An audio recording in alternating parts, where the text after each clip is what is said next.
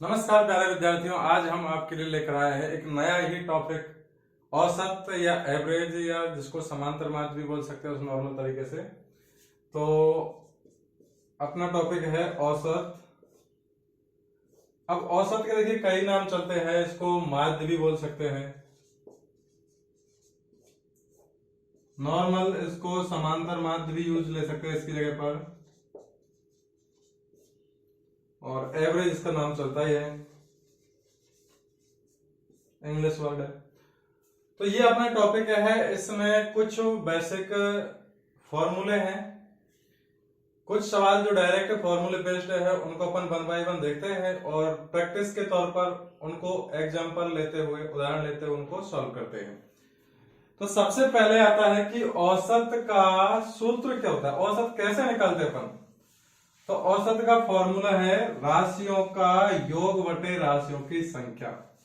सबसे पहले औसत या माध्य या एवरेज या समांतर माध्य बोल सकते हैं। तो इसका फॉर्मूला है राशियों का योग बटे राशियों की संख्या। जैसा कि एग्जांपल देखते हैं अपन, जैसे एग्जांपल है कि 1 से 10 तक, सॉरी इसको देखिए अभी बाद में देखते हैं। जैसे मान लीजिए 5, 10, 15 और 20, इसका समांतर माध्य लेना है। तो डायरेक्ट फॉर्मूला है कि राशियों का योग बटे राशियों की संख्या, अर्थात इसका एवरेज आ जाएगा, इन सबको जोड़ना है। तो 5, 10 प्लस 15 और प्लस का 20 बटे ये टोटल संख्या कितनी है 4, तो आपको 4 का भाग लगाना है। तो जोड़िए 5 और 10 15, 15 15 30 और 30 और 20 50 और 50 में 4 का भाग देंगे तो ये देखिए 4 एकम 4, एक से सोचेगा, अगला अंक उतारेंगे 0, 10 हो जाएगा, 4 दूनी 8, पॉइंट लगाया, आगे उतारने के लिए कुछ अंक कहते तो पॉइंट लगाया, 2 बचा, 0 बढ़ाएंगे 20, तो 4 पंजो 20। अर्थात इन दिए गए संख्याओं का समांतर माध्य बोल सकते हैं, या औसत या एवरेज या माध्य, ये आ गया 12.5। अब इस तरीके से आपको कोई सा भी एग्जांपल दे देगा, जैसे मान लीजिए और कोई नंबर दे देगा 1, 9, 5, 7, 8, इस तरीके से संख्या दे देगा। फिर पूछेगा इनका माध्य क्या, वो समांतर माध्य, समांतर माध्य या माध्य एवरेज या फिर औसत ज्ञात करना है। तो इनका भी वही फॉर्मूला है, राशियों का योग बटे राशियों की संख्या। जैसे तो इसका एवरेज कितना आ जाएगा,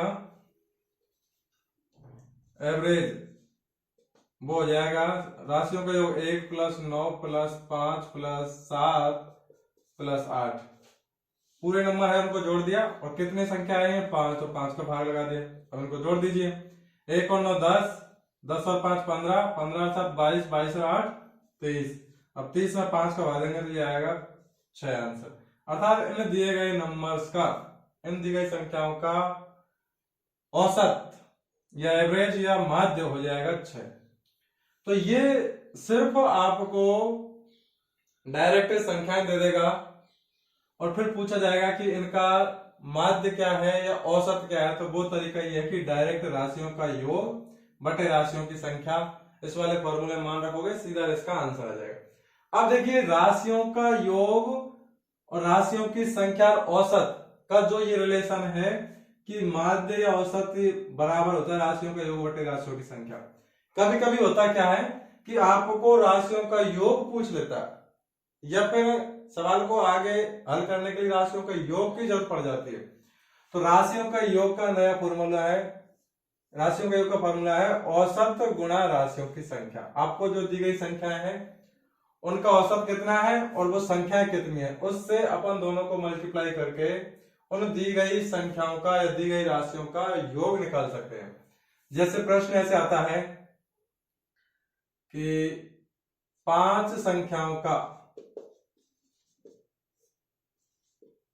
5 संख्याओं का औसत 40 है, तो योग ज्ञात करो। एक एग्जांपल के लिए अपने प्रश्न ले आए, योग ज्ञात करो।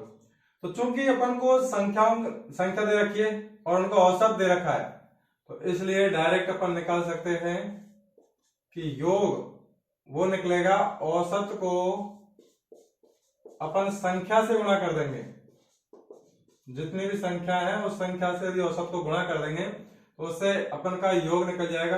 अब देखिए औसत यहाँ पे 40 है, तो 40 गुणा संख्या है टोटल 5, तो 5, अर्थात इन दोनों को गुणा करेंगे तो इसका आंसर हो जाएगा 200। अर्थात जो वो 5 संख्याएं थी जिनका औसत 40 है, तो उनका टोटल योगफल आ गया 200। इस प्रकार ये एक ही सूत्र है, इस सूत्र से रिलेटेड ये दूसरा बना है। अब कुछ सूत्र डायरेक्ट ऐसे होते हैं कि प्रथम, जैसे कि ये पहला सूत्र है, प्रथम प्राकृत संख्याओं का योग n गुणा n प्लस 1/2। अर्थात आपसे पूछेगा सवाल कि प्रथम 20 प्राकृत संख्याओं का योगफल ज्ञात कीजिए, प्रथम 30 प्राकृत संख्याओं का योगफल ज्ञात कीजिए, या तो योगफल पूछ सकता है वो, और योगफल अपने पास है तो औसत का सूत्र होता है योग बटे संख्या, तो इससे डायरेक्ट औसत का सूत्र बन जाएगा योगफल बटे संख्या। तो यहाँ योगफल का सूत्र है n गुणा n प्लस 1/2, और इसमें यदि n का भाग दे देंगे तो वो डायरेक्ट हो जाएगा n प्लस 1/2। यहाँ पे n है प्राकृत संख्या, कितनी प्राकृत संख्या है उसकी बात चल रही है। तो जैसे प्रश्न है कि प्रथम 10 प्राकृत संख्याओं का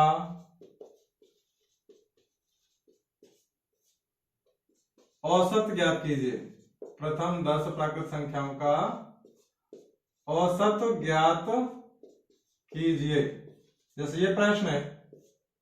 अब यदि आप इसको तरीके से करते हो, प्रॉपर तरीके से, तो आपको प्रथम 10 प्राकृत संख्या लिखनी पड़ेगी। प्रथम 10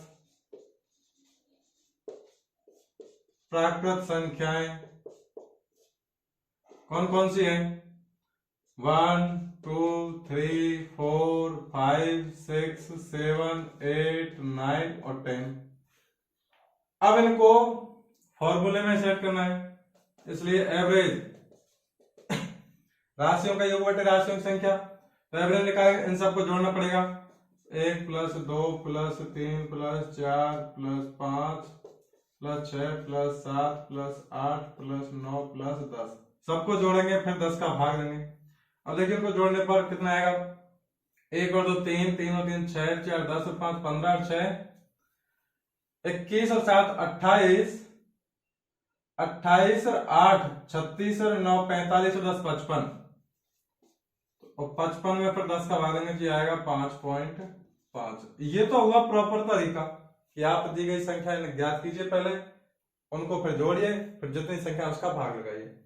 अब यदि अपन इस सवाल को डायरेक्ट फॉर्मूले बेस पर करें n प्लस 1/2, तो देखिए कितनी है प्राकृत संख्या? 10, तो 10 प्लस 1/2 यानी 11/2, और 11 में 2 का भाग देंगे तो इसका आंसर आ जाएगा सीधा 5.5।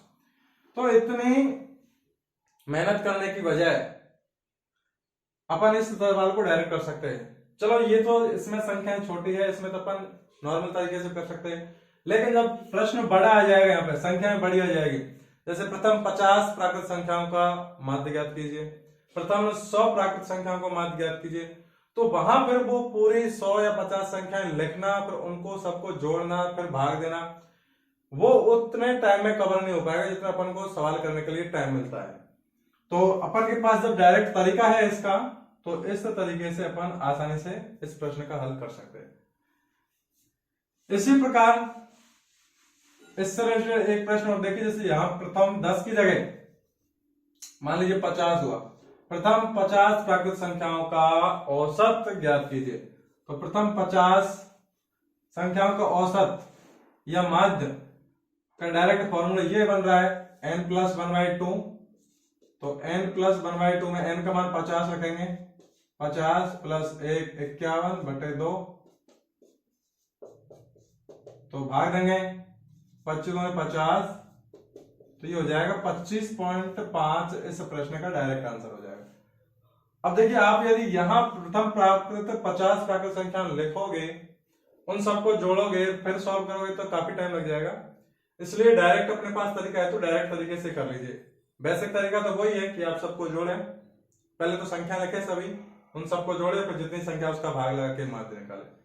अब इसी से रिलेटेड एक फॉर्मूला और बनता है कि के प्रथम n गुणजों का योग का फॉर्मूला तो है k गुणा n प्लस 1/2, और यदि औसत की बात करें तो n का भाग लग जाएगा तो n से n कैंसिल हो जाएगा, सिर्फ ये रह जाएगा k गुणा n प्लस 1/2।